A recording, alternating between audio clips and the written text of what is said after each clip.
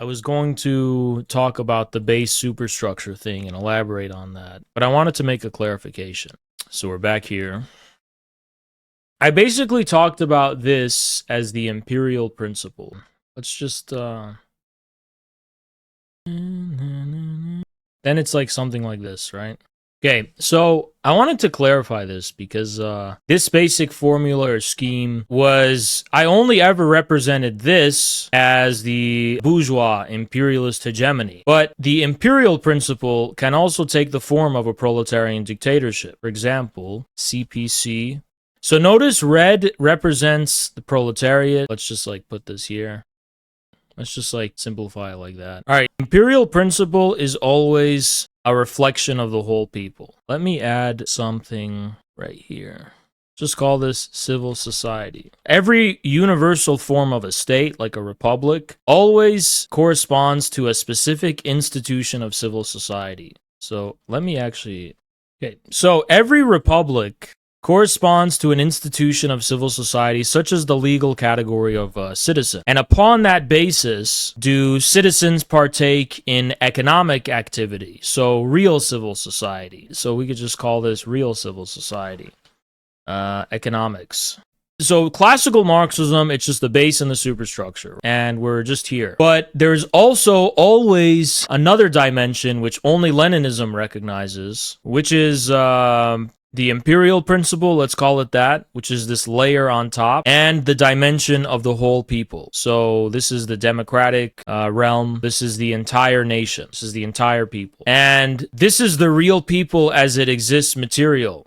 So on the one hand, you have the institution of society. So the superstructure of a republic will have this institution of civil society where everyone is a citizen. But in reality, the whole people are not reducible to the institutions created by a republic. The whole people really reflect all of the unconscious dimensions of social life, all of the culture, all of the memory of history, all of the economic relationships as well. The totality and ensemble of all social relations, etc. And this is a kind of Sophianic principle. I won't get into that because it's kind of too abstract, whatever.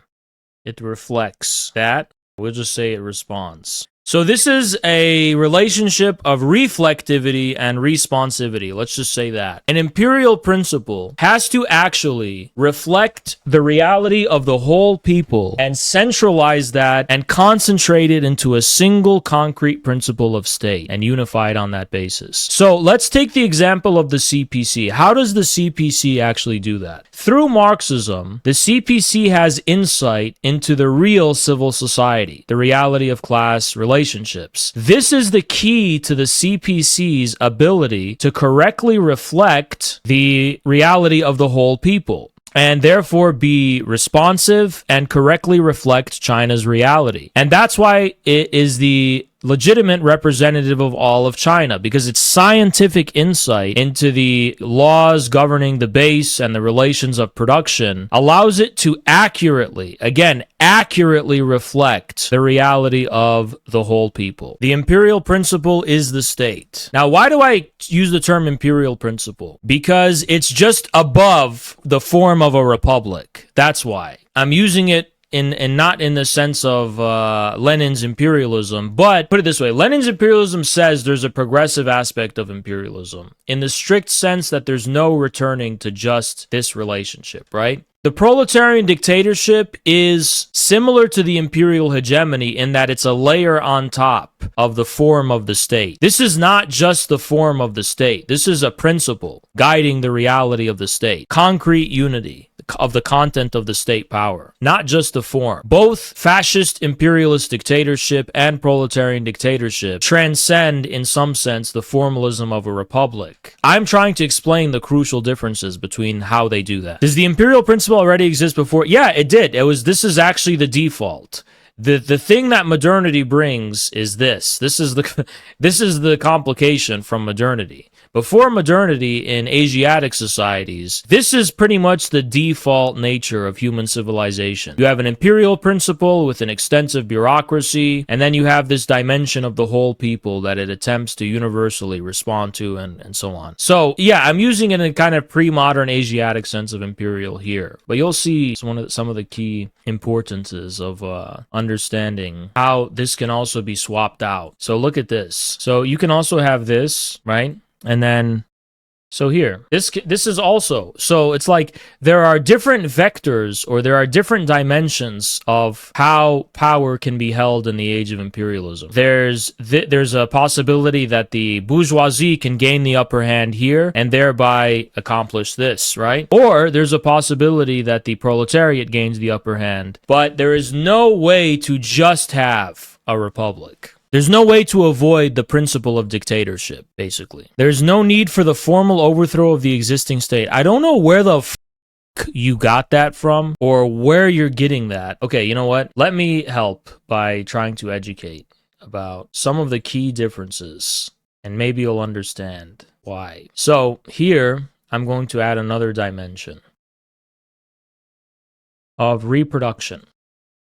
So, by default, let's just talk about the dynastic principles of Asiatic empires, right? According to the Ibn Khaldun's analysis, you have a constant process of this dynamic where the imperial principle begins in an ascendant way, correctly reflecting the whole people. Let's just put it that way. But then, somewhere along the line, it fails to respond. It fails to respond. And in the process of that failure, it attempts to halt the process of reproduction, whereby the imperial principle has to dip back into the whole people to discover its premises materially. And there's this gatekeeping process that, well, let's just ignore this dimension. Let's just assume the reproduction is nothing is happening. It's autonomous, right? And forget the republic here, forget the institution of civil society. You're just having this this two-dimensional thing. This reproduction happens regardless of anyone's will, but there's a failure to respond. It gets cut off from its origins. It's no longer humble. It's arrogant. Then what happens then is the whole people rise up. This imperial principle becomes toppled. It gets toppled, disintegrates, and shatters into a million pieces. And then they rise up and the dynasty gets replaced, okay? And then the cycle continues. That dynasty loses touch with the people. And then this always, by the way, leads to this kind of new class of gatekeepers, corrupt oligarchs, whatever, right? But usually that process is thwarted when the whole people, a new principle of state arises among them. They rise up, they topple the old dynasty and create a new one. And that, once again, opens up the imperial principle, and it stops the process by which a long-term oligarchy can form.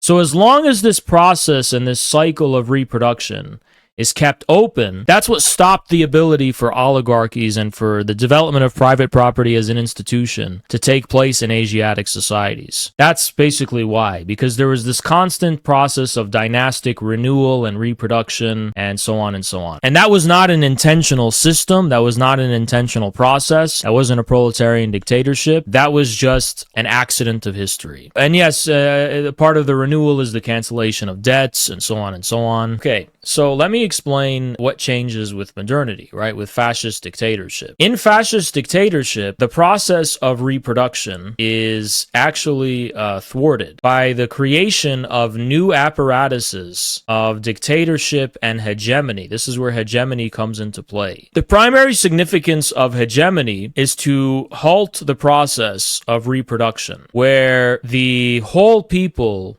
although the imperial principle is no longer responsive to the whole people, it has these apparatuses of control and dictatorship that keeps them in line, basically oppresses them, and thwarts the possibility for the state to be renewed on any basis. So this doesn't happen It doesn't reflect the whole people. It locks them in place and keeps them in place in a very specific way. That's fascist dictatorship, which corresponds to the stagnation of society. The base is something that exists materially through how it is reflected in the ensemble of social relations that exist among the whole people. This is its material reality. And it's the process of reproduction that facilitates these relations of production that exist among the whole people to develop. But their development is thwarted when you have fascist dictatorship or imperialism, and it uses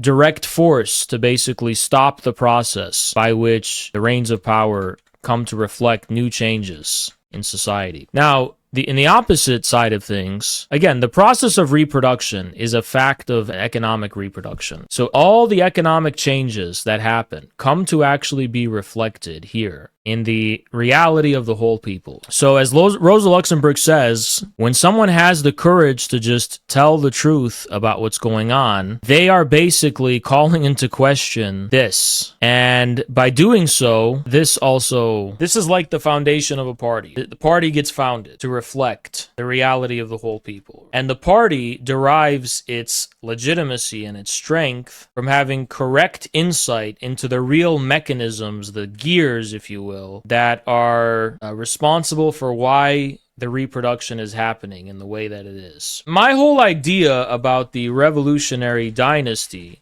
is that a revolutionary dynasty basically facilitates, and Mao is an example of this, the process by which the imperial principle gets reproduced by having a constant way in which there's a feedback loop between how the this is the mass line from Mao, right? The whole people respond to the imperial principle of state, and then it comes to reflect them on that basis. That's Mao's mass line. And the reason it's a revolutionary dynasty is because it affects the institutions of civil society, where old elites get overthrown and there's a new uprising coming from the whole people that, at this level as well, I don't know if this is kind of crazy. Changes here get reflected here, which open the doors and facilitate the process of the reproduction of society, of the material base. Because the problem with the base and the superstructure representation is that there's no room for reproduction. How does things get reproduced? Well, class antagonisms have to be reproduced,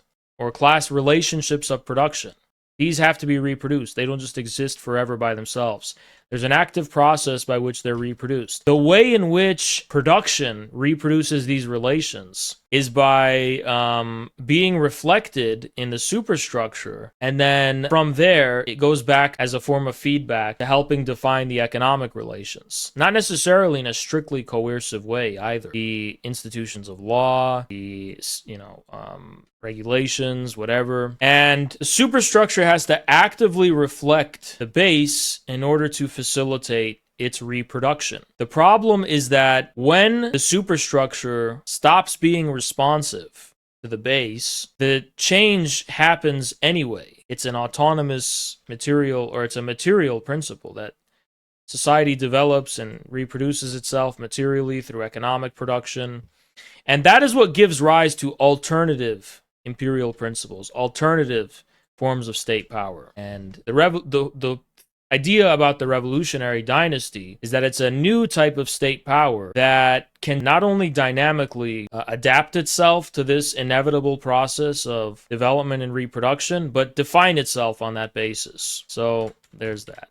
I just wanted to kind of, if I could do anything, I just want to shine light on the fact that the forces of the proletariat do not only exist in the state of guerrilla war among the whole people.